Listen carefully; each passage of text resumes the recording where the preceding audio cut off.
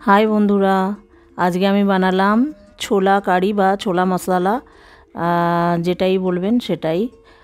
तो एखाने आमी बानिয়েছি सारा रात धरे छोला भिजिए रेखे ओई 250 ग्राम छोलार गाए सामान्य एकटू कम आमी रेखे दिएছি दिए एक बड़ो बाटिर एक बाटी छोला आमी सारा रात भिजिए रेखेছিলাম। আর এবারে আমি একটা পুঁটলি করে চা পাতা আর একটু বড় এলাচ আর একটু দালচিনি দিয়ে আমি প্রেসারে এটা নুন দিয়ে আমি সেদ্ধ করতে বসাবো। তো এটা আমি 4-5টা সিটি দিয়েছি। এখানে আমি শুকনো মশলা করে নিচ্ছি, লবঙ্গ আছে, মরিচ আছে, আর জয়ত্রী আছে, জায়ফল আছে একটুখানি, আর মৌরি আছে, গোটা ধনে আছে, জিরে আছে, আর শুকনো লঙ্কা আছে 4টে।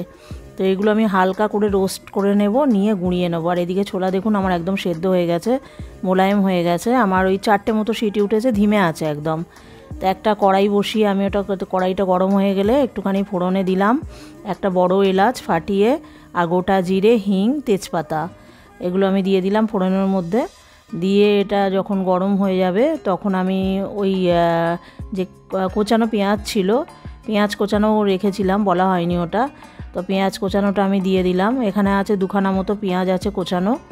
তা পেঁয়াজ কুচি দিয়ে দিলাম আমি। পেঁয়াজটা বেশ একটু গোলাপি গোলাপি হয়ে গেলে তখন আমি একটু আদা রসুনের পেস্ট দিলাম।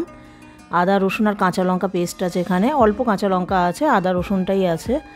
আর একটু হলুদ গুঁড়ো দিলাম আর একটু লঙ্কা গুঁড়ো দিলাম।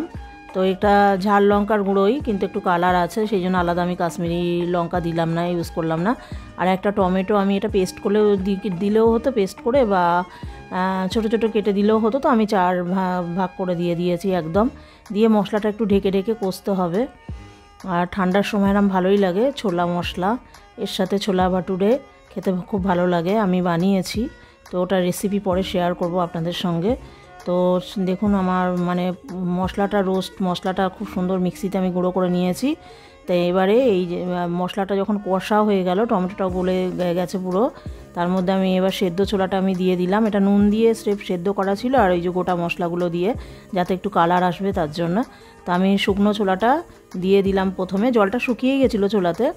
দিয়ে এটা 2-4 মিনিট একটু ঢেকে ঢেকে কষে তারপর রোস্টেড মশলাটা পুরো দিয়ে দিলাম, যেটা আমি গুঁড়ো করেছিলাম পাউডারটা আর কি। তো এটা ভালো করে কষানোর পরে 2-4 মিনিট ধরে খুব সুন্দর একটা ফ্লেভার বেরোচ্ছে। এবার আমি ফুটন্ত গরম জল দিয়ে দেবো যতটা আমার দরকার। আর এটা আমি একটু চাট মশলা দিয়ে দিলাম একটু তড়কা লাগানোর জন্য, মানে একটুখানি টেস্টি হবে আর কি, এই জন্য চাট মশলাটা দিলাম। যারা পছন্দ করেন না দেবেন না। তো আমি নুন দিয়ে দিলাম স্বাদ মতো, নুন কিন্তু আগেও দেয়া আছে ছোলা সেদ্ধের সময়। তো নুনটা দিয়ে দিলাম, দিয়ে আমি এবারে গরম জল দিয়ে দেবো। আর যারা চিনি খান তারা একটুখানি অল্প করে চিনি দিয়ে দেবেন। আমিও দিয়েছি, সামান্য একটু চিনি দিয়েছি, না দেওয়ার মতো।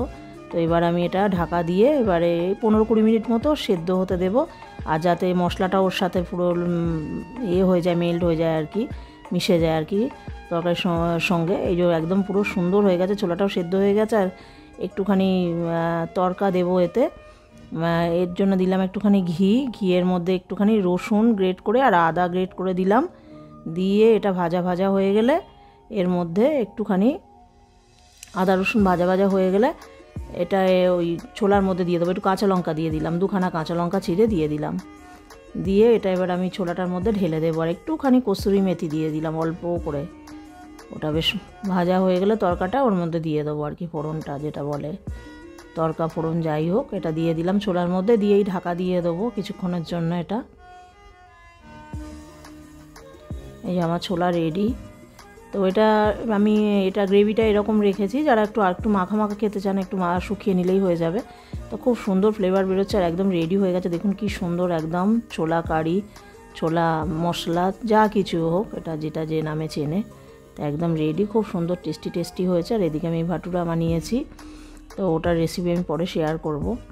তো আজকে এই ছিল আমার ডিনারে। তো বন্ধুরা যাদের আমার ভিডিও ভালো লাগে প্লিজ একটু আমার চ্যানেলটাকে সাবস্ক্রাইব করবেন আর আমার ভিডিওতে একটা লাইক দেবেন। তো দেখুন একদম টেস্টি হয়েছে। আমার মেয়ে খেয়ে বললো একদম দারুণ হয়েছে মা, টাটা।